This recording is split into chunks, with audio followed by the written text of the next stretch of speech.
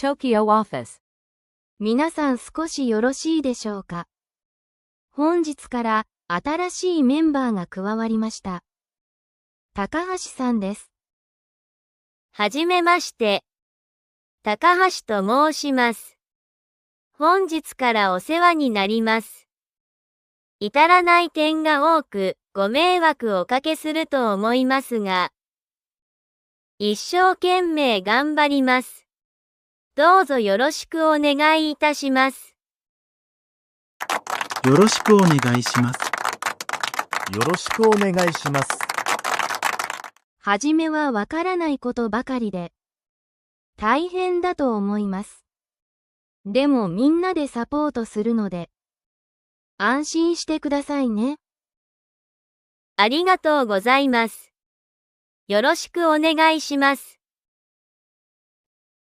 田中くん少しよろしいですか？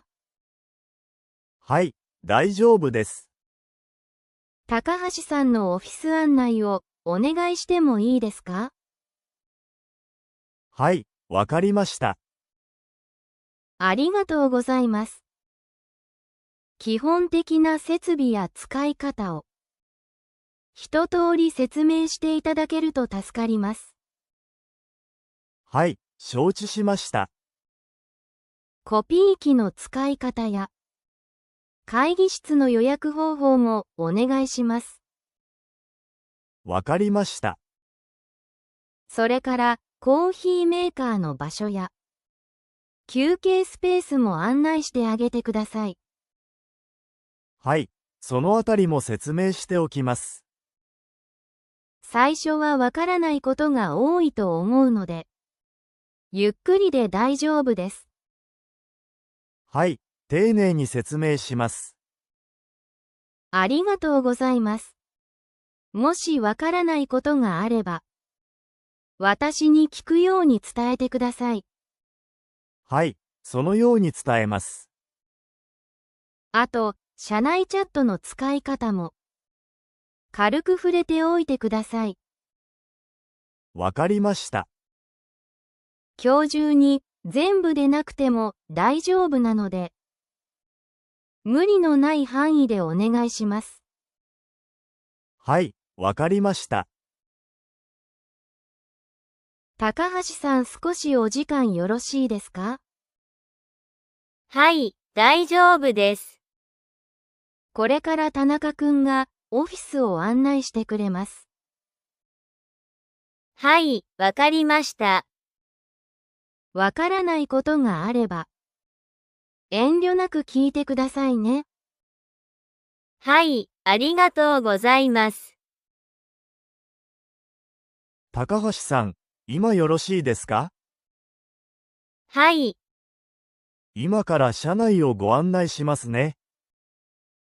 よろしくお願いします。まずはコピー機の場所からご案内しますね。こちらがコピー機です。使い方はこの画面に表示されるので、基本的にはそれに従えば大丈夫です。わかりました。紙はここにあります。わかりました。次に、会議室をご案内しますね。はい。よろしくお願いします。会議室はこの奥にあります。わあ、広いですね。そうですね。小さい部屋と大きい部屋があります。予約はどうしたらいいですか？社内チャットから予約できます。チャットからなんですね。はい、後で使い方も説明しますね。ありがとうございます。次は休憩スペースです。ここで休憩できるんですね。はい、お昼ご飯もここで食べて大丈夫です。素敵ですね。そこにコーヒーメーカーがあります。自由に使っていいんですか？はい、自由に使ってもらって大丈夫です。嬉しいです。紅茶もあります。自由に飲んでもらって大丈夫です。わかりました。それから、こちらが給湯室です。お湯もここで使えるんですね。はい、カップ麺を食べる人も多いですよ。なるほど。あと、レンジも使ってくださいね。はい、助かります。では、デスクに戻りましょう。では、社内チャットの使い方を説明しますね。はい、お願いします。まず、これが社内チャットです。画面はシンプルなんですね。はい、基本はメッセージのやり取りです。例えば、上司に連絡するときは、まず、お疲れ様です、高橋です、と書きます。最初に名前を書くんですね。はい、誰からのメッセージかわかりやすくするためです。その後に、本題を書きます。例えば、資料を確認していただけますか？シンプルでいいんですね。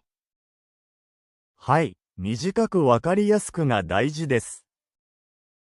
依頼するときは、していただけますか？を使うといいですよ。なるほど。もし急ぎの場合は、こう書きます。お忙しいところ恐れ入りますが、至急ご確認いただけますと幸いです。少し難しいですね。まあ、すぐ慣れます。あと、返信するときは、こう書きます。確認しました。ありがとうございます。なるほど。何かわからないときは、すみません、こちら教えていただけますか？最後に、よろしくお願いいたします。をつけるといいですよ。わかりました。慣れてくると、自然に書けるようになりますよ。はい、頑張ります。何かあれば、いつでも聞いてくださいね。ありがとうございます。ここからはアフタートークです。テーマは、社内チャットです。社内チャットは、職場の中で、短い文で簡単にメッセージを送ることができます。その日初めて、メッセージを送るときは、おはようございますか、お疲れ様です、とまず書きます。その後に、名前を書きます。誰が書いたかわかりやすいようにです。その後、本題に入ります。その日2回目からのメッセージでは、おはようございます、や、お疲れ様です、の挨拶は、書かなくても大丈夫です。職場によって少し違うこともあります。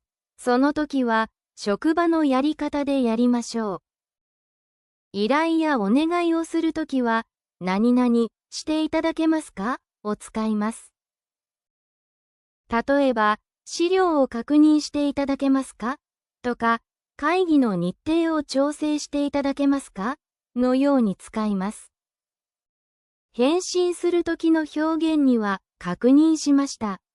ありがとうございます。や、内容、確認しました。〇日までにお返事いたします。などがあります。返信で、相手の提案やお願いに、わかりました、というときは、承知しましたや、かしこまりました、などを使います。知っておくと便利です。少しずつ覚えていきましょう。最後まで見ていただき、ありがとうございます。これからも一緒に、職場で使える、リアルな日本語を学んでいきましょう。よかったら、チャンネル登録もお願いします。また次の動画でお会いしましょう。